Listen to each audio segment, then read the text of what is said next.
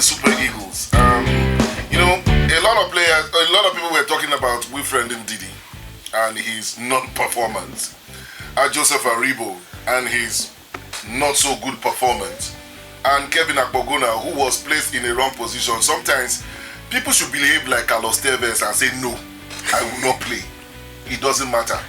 Because after Kevin Akpogona came in, Tagbo rubbished him. And unfortunately, the second goal was fortuitous. It wasn't planned. But the man took advantage of this and blasted into the back of the net. Well, Adeleye, the goalkeeper, is getting a lot of plaudits for that. Congratulations to him. Now, it brings me back to one statement I made yesterday, and I want to say it again. It doesn't matter. Jose Mourinho has proven that he can take a mediocre team to win the Champions League and take a mediocre Roma to the Europa Cup finals and then the Europa Conference League trophy. He has proven it. Which means that it's dependent on the chess player and not the chess pieces.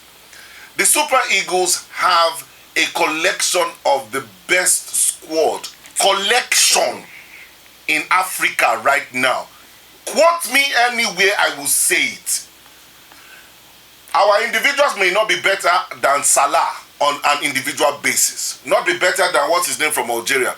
Mahrez on an individual basis. Sadio Mane but collectively, I do not believe that there's a squad that Nigeria cannot match pound for pound. The question is, what are you doing with them? Has Jose Peseiro, whose contract comes up at the end of June, has he shown he is good enough to manage this squad? Has he shown, or did he show us during the match against Sierra Leone that his tactics? Because from the onset, when he said he lost ball possession, did he play like that? Did he control the game? Even if you have mediocre players on a bad pitch, you will be able to show us that you can control the game. No matter who plays for Pep Guardiola is true to his style of play. That is ball possession and positional play. He plays it that way. No matter who plays for Jose Mourinho will play negative football and counter-attack you. Likewise, Carlo Ancelotti. What is the style of Jose Peseiro? That's what we'll say. Because I really do not want to blame the players. No, I don't blame the fact that he invited Ahmed Musa. Is it his fault? I don't blame the fact that he put Akpoguna there. It's not his fault. They play to the instruction of the coach. Wilfred Ndidi has not shown, because even at Leicester he has not been playing. The man played a game of convenience because he's familiar with the players. He did not. And I repeat, because if you said that the NFF had no money, you had local players who just played in Super 8, and you sat there, Super 6, and he sat down there to watch them. He hailed them, invited 2 of them. 4, thank you. So if he knew what he was doing, and he is what he sought, he should have given us a game that we'll remember and be hopeful for when Côte d'Ivoire comes in. So, Abdul, I will disagree with you with that. I do not blame one single player. What is our technical department doing? We don't have. What is the coach doing? I've always said, I am not a fan of Austin Eguavon. Do you know Pep puts his hand on his head and touches it and smile? I'm not a fan of Austin. It's not proven to us that he knows the job. Now, we've continued to argue and cry that we've had national teams go out from the under-17 to the under-20. What has been the input of a technical department of the NFF? We look at the team, like you rightly mentioned. Let me go back to Pinnick. Who is better than Victor Osimhen? Who is better than Ahmed Musa? Who is better than Kenel Temero? Now, you look at these players and you look at the coach and you look at the technical setup. First and foremost, we don't have a team that studies the performance of these players that say, now this is what you did wrong, this is how you should have done this better. But they have a videographer. Well, we are told that when this board came in, have we seen him in the camp for a while? Have we seen his job? Big ID. As the Nigerian Football Federation released footage of saying that this is how these players performed. Or let's use one player as an example. In the game against Sierra Leone, Victor Osimhen made 100 touches of the ball. In those 100 touches, he touched the ball 10 times in the opposition half. Where is his He touched the bar. So what is the sense of having somebody who will claim we have? Came and bamboozled us with that, telling us that something are you. When you are not paying him, we will leave. After all, they said they were rotating assistant coaches. Now it's Finidis turn to come. We know see Salisu Yusuf again. Nobody gave us an instruction why Salisu Yusuf did not come to camp. Now we host a Pesero. His discussion is broad. Some say he went into that game against Sierra Leone without a contract. Because according to some Nigerians, his contract expired at the end of May. And he had no contract with the Super Eagles up until June. So he did a pro bono job for the game against Sierra Leone. Now he has qualified us, which is, in all honesty, if we're in a group of Sierra Leone, Equatorial Guinea, Bissau, and Tomé and Principe, we should have qualified in the fourth. And we cannot qualify Big ID. Because in all honesty, what are we doing at the Nations Cup if we cannot qualify with convenience and ease? Look at our mates. They've qualified since last year. They did. Our heads qualified, and we are waiting for the penultimate game to qualify for the Nations Cup, and we should be celebrating. No, and you look at this, all these things. Why I will still blame the players, Big ID? In all honesty, why I still put the players, and I still want to fault them. This is why. You've called Jose Mourinho's team, you've called Pep Guardiola's team, you've called a whole lot, but we've seen teams that even when the coach tactics does not work that day, the players still turn up. The players are able to tell themselves, no, we want this more. And we'll fight for it till the very last minute. And we'll fight for it. Let me give you an example, Big ID. The Croatian national team. Yeah. Whoever has been in charge of Croatia has not been a problem for the players. The players are intentional about their growth and their success. And they've carried on their head, they put on their head and have told themselves that they must succeed regardless of what happened. And look at Croatian football. Let's go back to the 2018 World Cup. They were World Cup semi-finalists. They returned in 2022. They were World Cup semi-finalists. They finished with bronze. In the Nations League, that they have not done so well. They got to the final. They were so serious that they got to the final at the expense of, remember, a whole lot of nations, including France, who at some point we felt that were there. Belgium, England. They got to the final and were beaten by the lottery of penalties. Now it was luck and it was nothing more than that. Two goalkeepers who had shown in the past few years that when it comes to penalty shootouts, they are absolutely brilliant. But it was to the luck of Unai Simon and his brilliance, and Spain went on to win. That's a nation regardless of who is on the bench. Because you look at it, Big ID, we're talking about 6 years in a stretch. That's how consistent Croatia have been. That's a nation that is intentional about their growth. The players are intentional about what they want to achieve at the end of their career. What exactly are our players intentional about when they retire? I'm going to take you up on that. Now, there's something you said. The Croatian team, the French side, to an extent, the Argentine side have been together. There is a leader. 1994, Stephen Keshi was not playing he was not a regular participant on the field of play. But Westerhoff trusted him to be able to control the boys. They called him big balls. When I went to the camp, you don't have that. We don't have a Zlatan. We don't have a rallying point. And it's not the fault of the players, my brother. It's the fault of the coach, the management team. Who have you given? Who is your class captain? Let's bring it to that small level. Is he? With all due respect to Ahmed Musa, he's a silent captain. What is he silent leader? He's a silent leader. You know, he leads with silence, and I wish that. Now, did you see the video that was uploaded by I think Kyle of Victor Osimhen? Charging towards the end of the game. In all honesty, Big ID, I remember a few months ago when I said Victor Osimhen should be the captain of the Super Eagles. Many callers called on the show and said no, that he was too arrogant. He was this, he was that.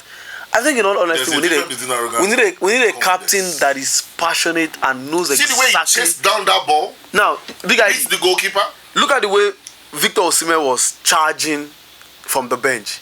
I could see him shout, "Push, push, push, move." Now, if you don't know the national team very well, if you come into that stadium for the first time, you think it's the coach.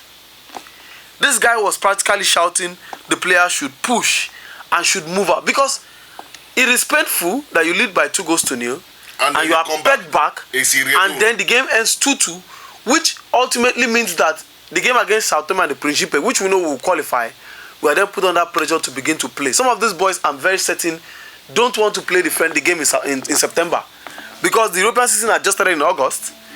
The September game will be a time for them to rest, and probably the first game of the Champions League will come up. So they want to probably sit it out since we've qualified, and that's why they wanted to qualify. I think we should look at leadership qualities in the national team.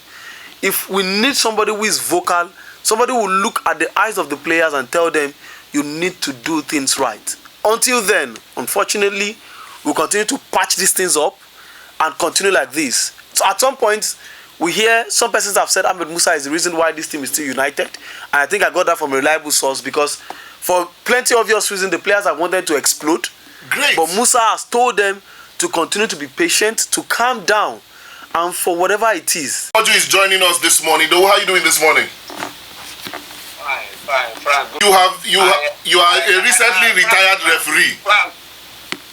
Frank, hold on. Yeah. I think we need to sort out these issues that we have raised one after the other.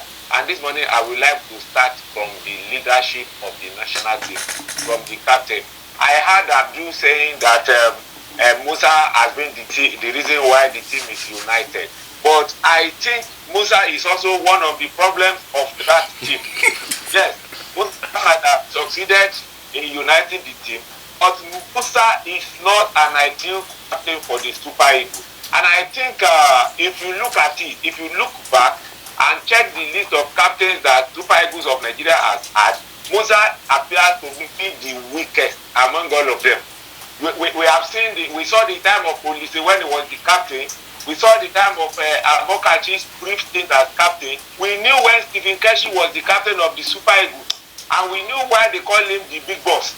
So if you look at it, place them side by side, you will agree with me that Musa is the weakest among them. Musa is the one that is defending NFM. Let me give you an instance. There is a certain Enyimba goalkeeper, John Noble, who was at the last Afcon.